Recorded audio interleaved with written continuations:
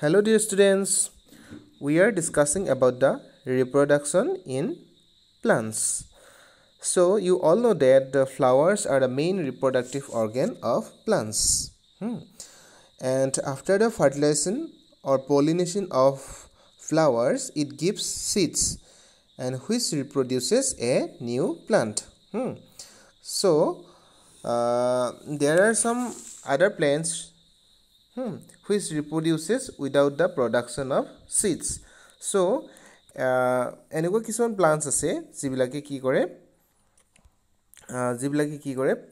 সিডৰ অবিহনে মানে কি কৰিব পাৰে হিহঁতে ৰিপ্ৰডিউস কৰিব পাৰে ৰিপ্ৰডাকশন কৰিব পাৰে ঠিক আছে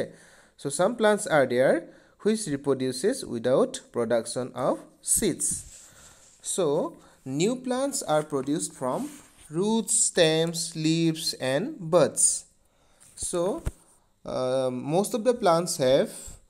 roots stems and leaves so বেছিভাগ plants ৰে কি থাকে roots থাকে stems থাকে leaves থাকে yes and these parts are called the vegetative parts of a plant so which parts are called the vegetative parts of a plant which parts of a plant are called the vegetative parts roots stems leaves roots stems leaves these parts are called the vegetative parts of a plant I have forgot one of the it is called buds roots stems leaves buds these are the vegetative parts of a plant and some plant reproduces from these vegetative parts so কিছুমান প্লান্টে কি কৰে seeds নিদিয়াকেও কি কৰিব পাৰে হিহঁতে ৰিপ্ৰডাকশন কৰিব পাৰে মানে নিউ প্লান্টস বনাব পাৰে ঠিক আছে so এই যিবিলাক roots stems leaves buds যিবিলাক vegetative part এই vegetative part বিলাকৰ পৰা হিহঁতে কি কৰিব পাৰে নিউ প্লান্টস প্ৰডিউস কৰিব পাৰে ঠিক আছে and since the reproduction is through the vegetative parts of the plant it is known as the vegetative propagation অৰ্থাৎ যেহেতু কিছুমান প্লান্টসে roots stems leaves buds এইবিলাক vegetative parts হয় যেহেতু vegetative parts বিলাকৰ পৰা কি কৰিব পাৰে হিহঁতে ৰিপ্ৰডাকশন কৰে তো সেই কাৰণে কি কোৱা হয় ইয়াকে vegetative propagation বুলি কোৱা হয় ঠিক আছে so we are going to discuss the topic reproduction from body parts what reproduction from body parts okay okay so some plants grow from underground stems there are some plants which grow from their underground stems so which of these plants reproduce from their underground stems plants like potato onion and ginger are grown from their underground stems so underground stems bilakor pora kun bilak plants e ki kore reproduce kore potato onion and ginger so students have you noticed a potato so students tumalke bhaldore potato bhalke tumalke observe korisane potato so if you have observed carefully then you can see some scars on it jodi potato tumalke bhaldore tumalke observe korise tumalke is tar outer jikhon surface thake no ei surface khonot tumalke kisman enokwa scars dekhibole baba scars mane kisman wrinkle type dekhibo baba thik ase aru ei wrinkles bilakor usorde ki dekhibo baba kisman buds dekha baba buds thik ase and these scars are called the eyes aru ei jibilak scars hoy no ei bilakoke koa hoy eyes বুলি কোৱা হয় বুজি পাইছা নে so যাৰ পৰা কি হয় নতুনকে আকো আমাৰ গ্ৰোথ হয় নতুনকে আকো ইয়াৰ পৰা গ্ৰোথ হ'ব পাৰে so potatoes are mainly propagated by the vegetative method potatoes বিলাক কি হয় mainly vegetative method দৰে গ্ৰোথ হয় ঠিক আছে so students you can take a fresh potato okay then you can observe the scarce on it. Okay, you can find buds in them. তো ইয়াত কিছুমান এই যিখন পটেটোৰ যিখন আউটাৰ সাৰফেস হয় এই আউটাৰ সাৰফেসখনত তোমালোকে কিছুমান বাডস দেখা পাবা ঠিক আছে আৰু এই বাডস বিলাকৰ ওচৰতে কিছুমান নোটস দেখা পাবা নোটস কিছুমান এনেকি বুজি পাইছানে আৰু and these are called the eyes and from where the new growth begins যৰ পৰা কি হয় নতুনকে আকৌ গ্ৰোথ প্লান্টস ইয়াৰ পৰা ওলাই ঠিক আছে so look at this potato so these are some sprouts these are some sprouts growing from the eyes so এই পটেটোস বিলাক যদি আমি কি কৰো কিছুমান দিন আমি যদি মাটিৰ তলত এইবিলাক কি কৰো পুতি থওঁ ঠিক আছে আৰু তাৰ ওপৰত যদি আমি পানী আমি ৰেগুলাৰলি আমি ইয়াত পানী দি থাকো কিছুমান দিনলৈকে কেইদিন মানলৈকে তো তাৰ পিছত তোমালোকে ইয়াতে কিছুমান এনেকুৱাকে ইয়াৰ পৰা কিছুমান স্প্ৰাউটস বা এনেকে গজালি ওলোৱা তোমালোকে ইয়াৰ পৰা দেখিবা এই আইস ব্লাকৰ পৰা ঠিক আছে সো এনেদৰে আমি কি কৰিব পাৰো জিঞ্জাৰ টাৰ্মাৰিক বা তেনেকুৱা আৰু আছে কিছুমান তেনেকুৱা প্লান্টস এইবিলাক আমি ইয়াৰ পৰা কি কৰিব পাৰো নিউ প্লান্টস এনেকে আমি গ্ৰোথ কৰিব পাৰো ঠিক আছে so what potatoes are mainly propagated by what vegetative method remember it so these are the plants growing from their underground stems ki hobo pare potato and ginger turmeric these are the plants that grow from their underground stems next some plants grow from their roots so students you have seen many vegetables and many vegetables are there like carrot and radish these are the vegetables that grow from the roots so এই roots বিলাক কি হয় growth হয় এই roots বিলাক কি হয় under suitable condition of the soiler এটা suitable conditionত কি হয় মাটি তলত এইবিলাক কি হয় growth হয় ঠিক আছে and plants like sweet potato radish and carrot grow from their roots so they have food stored in their roots so আৰু এই roots বিলাক কি হয় যিবিলাক বাঢ়ি অহাৰ যিবিলাক roots that this growing roots stores food for the plant গুটি plant জোপাৰ কাৰণে ইয়াত কি থাকে হিহঁতৰ food বিলাক store হৈ থাকে ঠিক আছে so which of the plants grow from the roots potato radish and carrots remember it next some plants grow from their leaves okay so students tumalke duportingar path hunisane bryophyllum or bryophyllum boli koa hai ingrazitiak so it's called the bryophyllum or duportingar path boli koa hai thik ase so there are some leaves so from where new plants grow so plants like bryophyllum grow from their leaves so students if you have noticed the leaf of a bryophyllum so bryophyllum leaves khon jodi tumaloke dekhisa ei pat khonor jitu margin hoy thik ase ei jitu margin hoy pat khonor jitu leaf khonor margin hoy ei marginot kisuman buds thake so this bryophyllum leaf has some buds in their margins of leaves so ei leaf khonor sarifale kisuman enekwa buds thake jor pra ki hoy notun leaves মানে কি হয়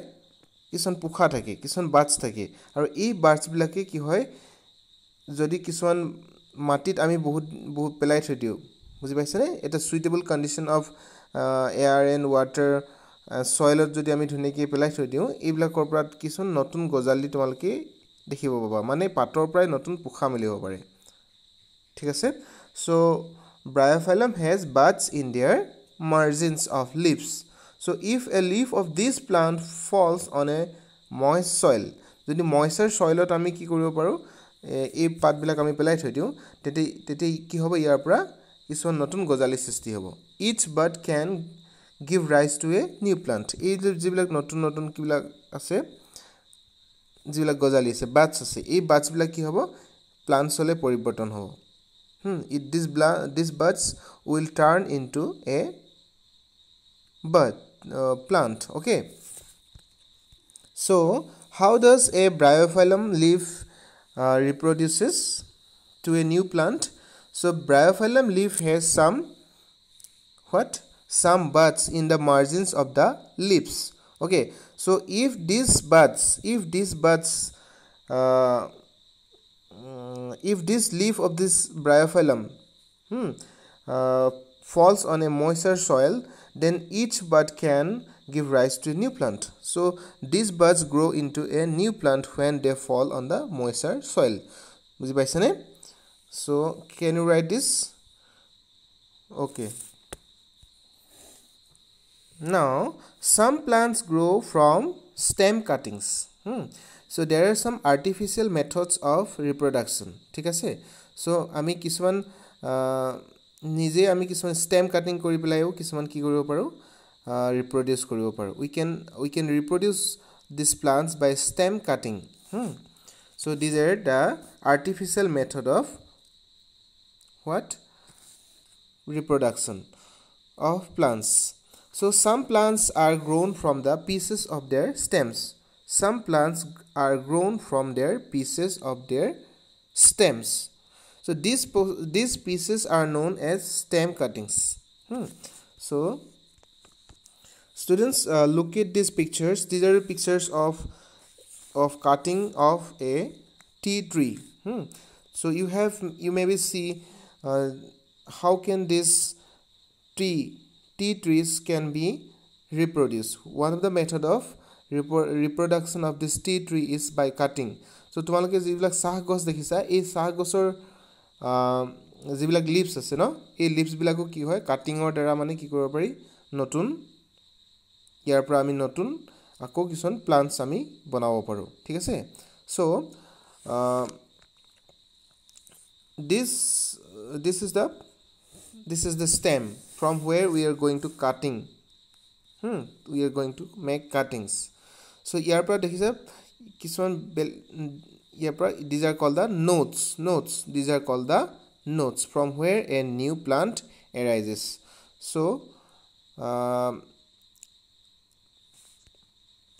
what tea trees can be reproduced by cuttings so students we can reproduce a rose tree we can reproduce a rose by the method of cutting or দ্বাৰা আমি কি কৰিব পাৰো rose যিবিলাক plant আছে ন এই rose plant বিলাকো আমি কি কৰিব পাৰো নতুন plant ইয়াৰ পৰা আমি বনাব পাৰো so first আমি কি কৰিব লাগিব first we have to cut a branch of a rose then this piece of branch is termed as cutting okay this piece of term is known as the cutting so first আমি কি কৰিলো এজোপা rose tree দেখিছো আৰু এই rose tree জোপা আমি ইয়াৰ পৰা আমি কাটিং কৰি পেলাই আমি নতুন প্লান্টস ইয়াৰ পৰা বনাব পাৰিম ঠিক আছে so first আমি কেনেকৈ কাটিম ঠিক আছে so we have to cut the branch in such a way that a node is there মানে এটা node যাতে থাকিব পাৰে ঠিক আছে so node means what a node is a part of the stem or branch at which a leaf arises বুজি পাইছানে মানে node means compassion তোমালকে node means the part of a stem so from where a leaf arises মানে এখন হলিও পাত যাতে তাতে হেই তাত জিটুত আমি ঠাই কাটিছো তাত at least এখন হলিও পাত যাতে তাত থাকে তাকে আমি node বুলি কোৱা হয় ঠিক আছে so now look at this picture this is a node this is a node that means node means what it's a part of the stem or branch at which a leaf arises দেখিছনে এইখন leaves আছে তাৰ পৰা আকৌ ইয়াৰ পৰা আকৌ এটা নতুন পোখা ইয়াৰ পৰা আৰম্ভ হৈছে so this part of the stem is called node so we have to cut this rose plant in such a way that a node is there okay So then we have to bury the cutting in the soil. So after আমি কি কৰাৰ পিছত আমি cutting কৰাৰ পিছত এই ব্ৰাঞ্চটো কি কৰিব লাগিব আমি মাটিত কি কৰিব লাগিব পুতি ৰাখিব লাগিব সো তোমালোকে যদি তোমালোকৰ ঘৰত এনেকুৱা ৰ'জ প্লান্ট আছে তোমালোকে কৰি চাব পাৰা তো তোমালোকে কি কৰিব লাগিব ষ্টেম ডাল এনেকুৱাকৈ কাটিব লাগিব যাতে তাত এখন পাত লাগি থাকে সো দেন আমি সেই যেটো ডাল কাটিছো কাটি প্লাই আমি যত মাটিত পুতি থম তো তাত আমি কি কৰিব লাগিব পানী দিব লাগিব বুজি পাইছানে so then you water the cutting every day and observe its growth so কাটাৰ পিছত তোমালোকে এই ষ্টেমটো এই বুজি পাইছানে এই যেটো কাটিংটো তোমালোকে সদায় তোমালোকে অবজাৰ্ভ কৰিব লাগিব ইয়াৰ গ্ৰোথ কেনেকুৱা হৈছে okay then you can observe and record the number of days taken for roots to come out to কিমান দিনৰ পাছত ইয়াৰ roots to আহে সেই বস্তুটো তোমালোকে কি কৰিব পাৰা অবজাৰ্ভ কৰিব পাৰিবা ঠিক আছে so which of the plants can grow from stem cuttings like rose hibiscus sugarcane these are the plants that grow from the stem cutting okay so actually this stem cutting means what we cut a stem in such a way that a bud is there okay so when they are sown in moist soil aru jetia ami hei cutting to ami moisture soilot ami ki moisture soilot ami ki koru ami guji rakhu matit ami jetia hebru guji rakhu they grow into a new plant okay so tetia etu eta ki hobo new plant hoy jabo so why vegetative propagation of plants are important so actually what plant produced by the vegetative propagation takes less time to grow and bear flowers and fruits easier than those produced from seeds so vegetative propagation plants are karone bahut important hoy why important because these plants produced by the vegetative propagation takes less time to grow খুব কম সময়ত মানে এবলা কি হ'ব পাৰে ডাঙৰ হ'ব পাৰে and grow হ'ব পাৰে আৰু খুব সোনকালে fruits flowers ebla dibo pare বুজি পাইছে so plants produced from vegetative propagation is very much important okay thank you students